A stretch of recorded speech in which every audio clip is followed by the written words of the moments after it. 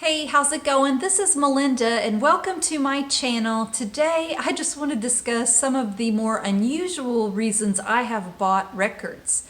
And we all buy music because it's the songs we love, by the bands we love. Vinyl sounds incredible. It's really truly the best sound quality you can get in my opinion. However, every once in a while we make a purchase, or at least I do, based on something else, just something maybe a little strange, a little different.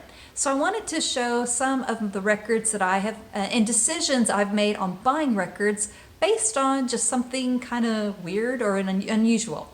So let me get started. I'll first show this one. This is Marvin Gay live at the London Palladium. This is an absolutely great record. He sounds amazing live. The songs are great. I mean, you couldn't ask for a better set list. You've got Let's Get It On. Let's see, he's got on here, I Heard It Through the Grapevine, Pride and Joy, What's Going On, You're All I Need to Get By, Ain't No Mountain High Enough. Just really great stuff. Just everything on here is really great.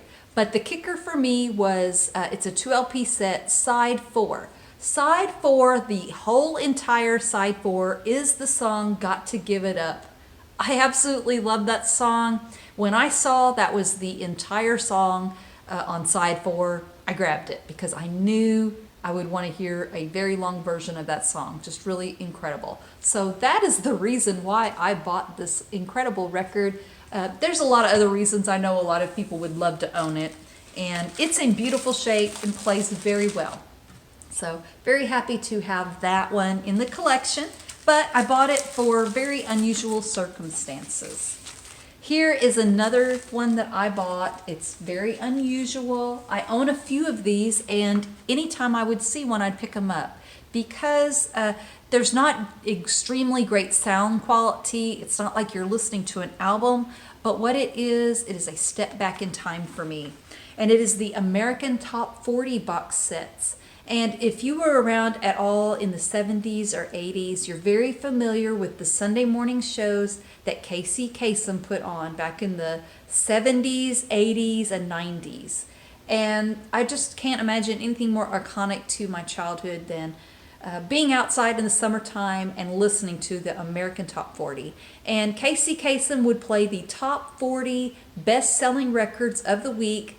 And he would sometimes discuss the bands, share stories. There was something called long distance dedications as the show progressed later. This particular box set was from September 18th of 1976.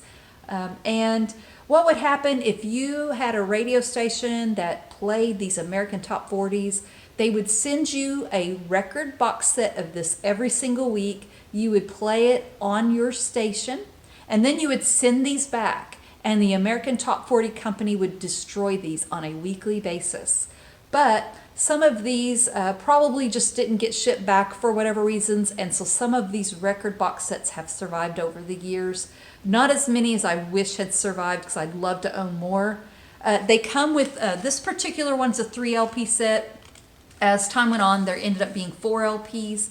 And it comes with, each one of them has a DJ set list. And I'll show you some of the songs. Let me just see. There's some really cool songs on here that y'all would recognize. Magic Man by Heart was number 26 this particular week. Let 'Em In by Wings was number 24. Rockin' Me by Steve Miller was 23. Shower the People by James Taylor was 22.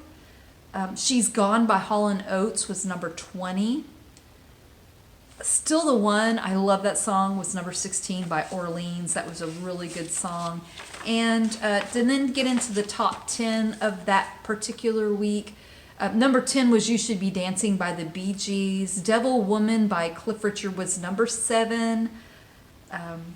Let's see. I'd really love to see You Tonight by England Dan and John Ford Coley was number 3. Number 2 was Shake Your Booty by Casey and the Sunshine Band. And the number 1 song for this week was Play That Funky Music by Wild Cherry. So this is just a really cool thing to own and play. Just a nostalgia trip. I just really enjoy. So like I said, if I ever see any more of these, I will pick them up because I really love them. But for most people, that's probably a little bit of a weird choice. The next record I'm going to show is has the cool factor to it. For one, it's an original from 1967 by Aretha Franklin. It has the song Respect on it, and it has a really old hype sticker. It's in pretty good shape. So I love hype stickers. This particular one has a really cool label that you don't see all the time, but is very nice. It's on that Atlanta album. It's the Atlantic label with the turquoise and green color combination. I always really liked it, and it's really cool to have an old record like that sounds really good and in really good shape. Here are some more hype stickers of records I would have bought anyway, but when I saw these particular copies, I knew those were the ones I wanted for my collection. Here is Cinderella. Absolutely love this band. And of course it has a hype sticker on it that has Shake Me, Nobody's Fool, and Push Push, some of the hits from this album. And what I really love about it too is there's a record bar sticker on here. And back when I was growing up at our mall, Record Bar was the store we had. So when I see that, it just brings back so many wonderful memories. A great album to have, but really the hype stickers are what drew me to buy this particular copy of it. Again, here's another wonderful record, and it is really cool with the hype stickers. Has the More Than a Feeling sticker on here, and also the Rolling Stones review. They made a hype sticker and put the review of this album by the Rolling Stone magazine on here. So this is obviously a record I would have had to have in my collection. It's a very early press. It has this really cool nostalgic epic label. So that one, again, with the hype stickers, I just thought that had just the coolness factor that I wanted. And here's another one with hype sticker. This is the last one I'll show. Foreigner 4, Full City, the price tag. This was a record store that was around where we were. And just, again, another cool hype sticker. The song Urgent is on here. Waiting for a Girl Like You. I love Jukebox Hero and Nightlife. So this is just a really cool one with wonderful hype stickers. This next one is very inexpensive, and I didn't buy it for the music. I thought what was cool about this one, obviously Chicago, early Chicago is really good. But what is really nice about this particular record, if you can tell here, let me see, okay, turn it around. This is an iron-on transfer, and back in the 70s and early 80s when I was growing up, it was a big deal to go to stores in the mall or just get something for home, and it's just ironed on to a t-shirt. And this is an iron-on transfer that never made it onto a t-shirt back in the day. I thought that was really cool that this record still had it. And when I was at the record store and the record store owner was selling this to me, I teased that I was going to go home and try to put it on a t-shirt. I really thought he was going to grab the record back and not sell it to me. I think just the idea of me trying to do something like that to something that's been in there for so long was breaking his heart. I don't know. I was just teasing, and of course, as you can see, I didn't do it. But I thought that was a really cool little special bonus. Chicago always, in the very early records, had wonderful posters, just all kinds of goodies in their records. So I always enjoy seeing these Chicago albums. This next record, Rod Stewart doesn't get a lot of love in the vinyl community, but this one holds a very funny memory for me, and when I saw it, it put a smile on my face, and I had to buy it. This is Rod Stewart's Blondes Have More Fun, and my mom, when I was growing up, was in that Columbia Record Club where you bought, paid a penny for 13 records, and then you had to spend 2 years buying a certain amount of records. Every month, if you didn't reply to some kind of business card, they would send you the record of the month. One time, my mom failed to send in a do not send an album for that month reply, and a box showed up. And I was all excited. I really wanted to have a record. I didn't know what it was. We had no idea. I said, Mom, please open it. Let's see what the record of the month is. And we opened it, and it was this. And you just got to know my mom to understand. She was not a big Do You Think I'm Sexy fan. She didn't like it. She didn't like this cover. So she was just like, oh no. And it was just a funny memory for me. And, I always liked the back of this as a, light-haired girl. I always just thought this was fun, how he looks like he's really serious in this picture, and then he goes into something where he looks like he's having a lot of fun. the gatefold. This is just classic Rod Stewart, man, back from the 70s. And Do You Think I'm Sexy was a huge hit, and this album is not bad. I really do like a lot of the songs on here. I like this early 70s and the 70s Rod a little bit more than I like when he got into the late 80s. That's when I kind of turned away, but I think this is a really cool memory, so when I saw that for $1, I couldn't resist it. Here's another record that's really cool, Tommy James. And my mom had the Greatest Hits LP, so that is the nostalgic one. That is the one my sister and I wore out and listened to all the time. But I kind of got to where I've started watching Tommy James interviews, and I started really liking him as a person. And I think you have to really love the music to want to buy the albums. But for me, I really love him as a person, and it makes me more interested in his music that he had. And this was the last record that he did on the Roulette label. It's called Travelin'. It looks like a country album. It is not. It's pretty good. It's not my favorite, but it is a pretty good album. I couldn't resist picking this one up. Like I said, it's the last one on the Roulette label for Tommy James and the Shondells. And this one is a white label promo. So because of my love for Tommy James and the nostalgic memories I have, I pick up Blind Buys by Tommy James, not knowing whether I'm going to like an album or not. I have yet to pick up one that I don't really like. I like all of them. So, this is a pretty cool little find. A little weird, if you don't know what you're getting, it's probably a little bit of a weird purchase, but I couldn't resist picking that one up.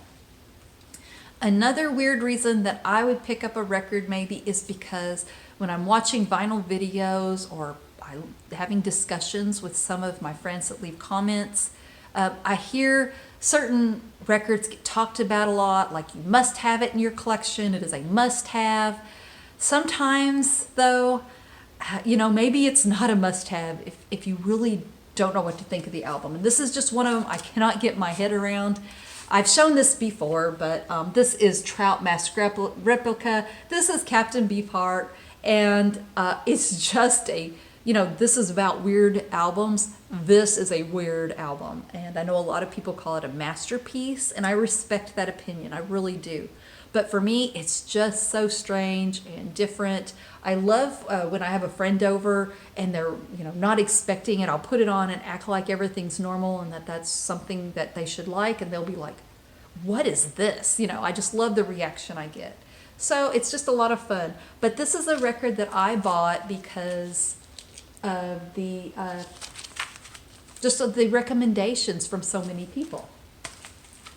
Finally, this is probably the biggest reason why I might buy a record, especially one I already own. Sometimes we buy multiple copies of records when we don't need to.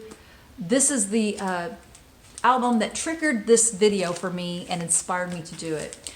I've shown this record a couple of times. I already own 2 other versions of this. This is a record store club edition of this album. And I already have an original master recording, the best sounding for my ears. I really love the sound of that one. I also have one that I bought for $1 very early on in my collection. So why would I pick up a record store, record club edition of this when I already have 2 copies of it? Well, I am a big sucker for posters. And this one, neither copy that I had before had the poster that came with this album.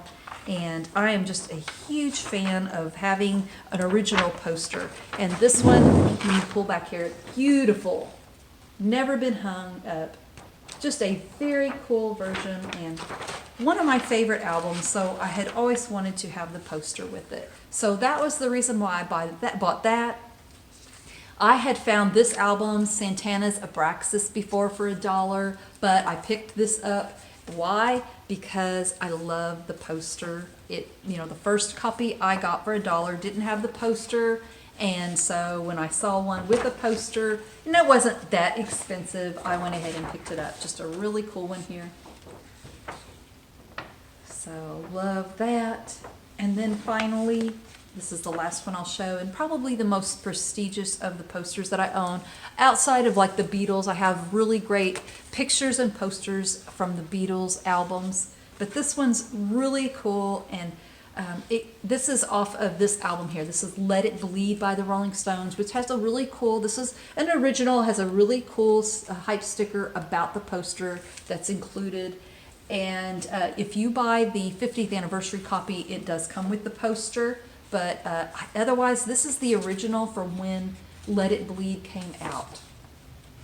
And it's just a very cool poster. So anyway, I've always been a big fan of that. And those are my weird reasons why I have bought vinyl records. If you have any that you want to share with me, please leave your comments below. Please subscribe to my channel. I really appreciate your support. Take care. Bye-bye.